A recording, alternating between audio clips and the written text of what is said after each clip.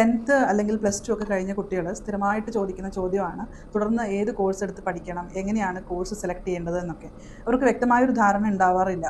അവരുടെ കഴിവുകൾ എന്താണ്, അല്ലെങ്കിൽ അവർക്ക് ഏതിലാണ് സ്കില്ലുള്ളത് എന്നൊന്നും അവർക്ക് മനസ്സിലാക്കാനായിട്ട് സാധിച്ചിട്ടുണ്ടാവില്ല. അങ്ങനെയുള്ള അവസരത്തിൽ നമുക്ക് സൈക്കോമെട്രിക് അസസ്മെൻറ്റ് വഴി ഓരോ കുട്ടിയുടെയും യുണീക്കായിട്ടുള്ള കഴിവുകളും സ്കില്ലും അഭിരുചിയും ഒക്കെ മനസ്സിലാക്കാനായിട്ട് സാധിക്കും.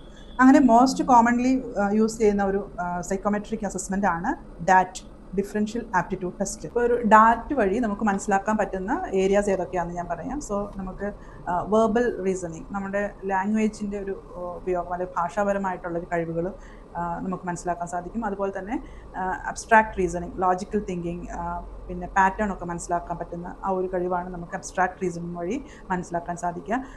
ന്യൂമറിക്കൽ എബിലിറ്റി, നമുക്ക് ഇതിൻ്റെ നമ്പേഴ്സ് അല്ലെങ്കിൽ കണക്കുമായിട്ട് ബന്ധപ്പെട്ടിട്ടുള്ള ഒരു കുട്ടിയുടെ കഴിവ് നമുക്ക് ന്യൂമറിക്കൽ എബിലിറ്റി വഴി മനസ്സിലാക്കാൻ പറ്റും. അതേപോലെ തന്നെ നമുക്ക് സ്പേഷ്യൽ എബിലിറ്റീസ്, അത് നമുക്ക് എന്താ പറയുക, പാറ്റേൺ ഒക്കെ കണ്ട് മനസ്സിലാക്കുക, അല്ലെങ്കിൽ ദിശ, ദിക്ക്, ഇങ്ങനെയുള്ള കാര്യങ്ങളൊക്കെ മനസ്സിലാക്കാനുള്ള ഒരു കഴിവിനെയാണ് നമ്മൾ സ്പേഷ്യൽ എബിലിറ്റി എന്ന് പറയുന്നത്.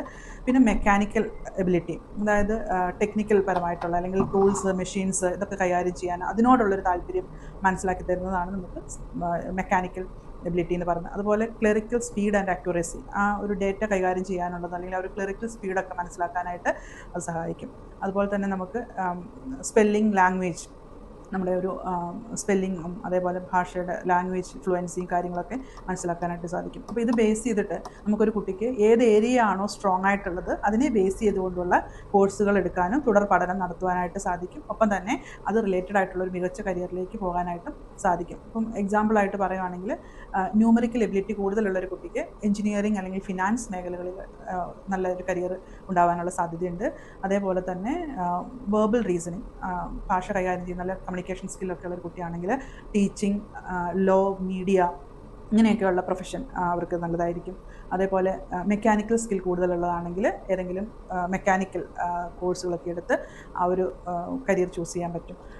അതേപോലെ തന്നെ നമുക്ക് സ്പേഷ്യൽ എബിലിറ്റി കൂടുതലുള്ള കുട്ടികൾക്കാണെങ്കിൽ ആർക്കിടെക്ചർ, ഡിസൈനിങ് മേഖലകളിലേക്കൊക്കെ അവരുടെ കരിയർ സെലക്ട് ചെയ്യാനായിട്ട് സാധിക്കും. അപ്പോൾ ഇങ്ങനെയുള്ള കാര്യങ്ങളൊക്കെയാണ് നമുക്ക് മെയിനായിട്ടും ഡിഫറൻഷ്യൽ ആപ്റ്റിറ്റ്യൂഡ് ടെസ്റ്റ് വഴി മനസ്സിലാക്കാനായിട്ട് സാധിക്കുക.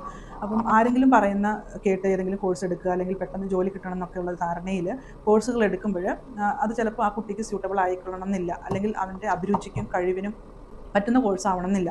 അപ്പോൾ നമ്മളൊരു കോഴ്സ് എടുത്ത് പഠിക്കുന്നതിന് മുൻപ് തന്നെ, ഇപ്പോൾ 8ാം ക്ലാസ്സിൽ പഠിക്കുമ്പോൾ മുതൽ തന്നെ നമുക്കൊരു കരിയർ ഫോക്കസ്ഡ് ആയിട്ട് പോവുകയാണെങ്കിൽ ഇതുപോലെയുള്ള ഒരു ആപ്റ്റിറ്റ്യൂഡ് ടെസ്റ്റൊക്കെ എടുത്ത് അവരുടെ പഠനം വളരെ നല്ല രീതിയിൽ ക്രമീകരിച്ച് കൊണ്ടുപോകാനായിട്ട് സാധിക്കുകയാണെങ്കിൽ ഒരു മികച്ച കരിയറിലേക്ക് കൊണ്ടുപോകാനും അതേ